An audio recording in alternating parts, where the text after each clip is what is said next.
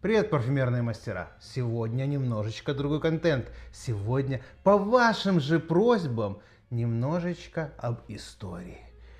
Как повлияли перчатки на развитие парфюмерии, что там наделал Людовик XIV, обо всем этом немножечко по порядку. Перед началом ролика бьем в колокола, ставим лайки, подписываемся. Конечно же, можем стать спонсорами. Конечно же, можно сделать еще и супер лайк. Сегодня не открываем флакончики, сегодня не пшикаем, не распыляем, не будоражим комнату потусторонними ароматами. Сегодня серьезный контент. Сделайте серьезное лицо. Людовик XIV. В 5 лет человек стал королем. Дева по гороскопу. Уникальная в своем роде личность, очень творческая личность, но кроме творческой личности, нельзя забывать о том, что он был ужасно самовлюбленным, контролером, эгоцентричным, замечательным танцором. Ужасно любил, когда за ним наблюдают. Вот такой вот человек был. С 5 лет стал королем. Можно себе представить, в принципе, как этот маленький пупс бегал по дворцам и всем угрожал своим маленьким пухленьким пальчиком, гувернанткам и учительницам. Конечно же, он сразу не стал королем, конечно же, он в 5 лет не получил там, значит, возможности и полномочия рулить и управлять страной. До этого этим занималась его мать и кардинал Мазарини. И только после его смерти, спустя 20 лет, после достижения совершеннолетия, Людовик садится на трон. И это в нашем случае, то, что нам интересно парфюмерия, меняет все. Чем знаменит Людовик? Самое, наверное, знаменитое, что он сделал в плане культурном для нас, это он построил Версаль. Версаль — это был всего лишь охотничий дом его отца. Там просто паслись утки. И он на этом месте построил Версаль. Неадекватных размеров дворец, больше 2000 комнат, оперный там театр внутри есть, там какие-то неадекватные абсолютно бала. Балы происходили, сад. Понимаешь, что Версаль в какой-то степени это как город. Мы уже сказали о том, что Людовик был контролер. Почему? Он всех заставил жить с собой в Версале. Там жило 10 тысяч человек.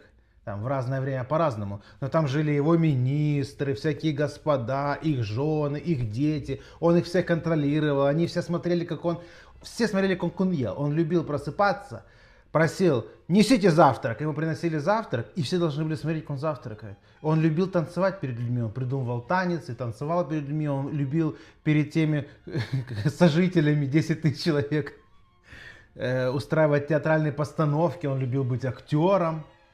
То есть там можно такие страшные как бы сцены себе нафантазировать. Например, вот здесь упоминается такой человек, как Жан-Батист Кальбер. Это был министр финансов, человек, который занимался строительством Версаля и так далее. В принципе, он жил там же. То есть это сумасшествие. Вот вы боретесь за 2-3 там свободных дня, выходных, или боретесь за то, чтобы вам там либо деньги заплатили, либо заработанный выходной дали. А они все, кто на него работал, они жили с ним. Просто вот представьте, что вы живете в одной квартире с вашим начальником. Это сумасшествие. И у него было разных много пунктиков. И вот один из пунктиков у него был связан с парфюмерией. В принципе, если фантазия очень развита, можно очень легко представить, как он там ходил по этим бесконечным коридорам. Заглядывал в комнаты. Он открыл одну из комнат, внезапно стукнул своим каблучком, башмачком и закричал «Жан!». И Жан с натренированным ухом, лисим, ремень застегнул и побежал. Прибежал. Да. Почему эта комната пахнет так же, как она пахла вчера? У Людовика XIV был пунктик, он хотел, чтобы все комнаты пахли по-разному и запах регулярно менялся. Он любил флёр де оранж, это сейчас как бы там в парфюмерии как бы часто эта терминология используется, а так бы это была обыкновенная такая апельсиновая водичка. А потом бы Людовик мог крикнуть Жану, этому Батисту Кальберу: «Гони этих из гильдии парфюмеров перчаток!» Была такая гильдия. Страшно себе представить. И вот здесь мы переходим к одному из основных пунктов в становлении парфюмерии. Перчатки. Перчатки, мы сейчас имеем современные технологии, мы сейчас имеем кожезаменители, мы имеем какие-то ароматизаторы и так далее. А раньше, чтобы вы понимали, это был настоящий био. То есть заваливали животное, сдирали с него несчастного кожу и делали из этого перчатки. И перчатки пахли очень сильно био, то есть они пахли козлами, телями, коровами, всем вот этими животными, которых валили, пахли. Руки после того, как вытаскивали перчатки, также и пахли. Поэтому изначально было придумано парфюмеризировать, если есть такое слово, перчатки. Травы всякие, цитрусы, мускусы, амбры. В принципе, была даже такая вода, она называлась венгерская парфюмерная вода. То есть это просто вода с большой концентрацией спирта и примесям каких-нибудь масел, там, цитрусовых или еще что, чтобы просто загасить каким-то образом этот запах перчатки. Потому что штырило это очень и очень, точнее, очень нехорошо. Людовик в этом всем пошел дальше. То есть в его время уже начали использовать эти парфюмерные парфюмерию как освежитель или как участитель запаха в комнате. Но надо понимать одну большую вещь, что представление об санитарии 17 века это не наше сегодняшнее представление о санитарии. Почему? Потому что они пытались забить неприятный запах, а не избавиться от него.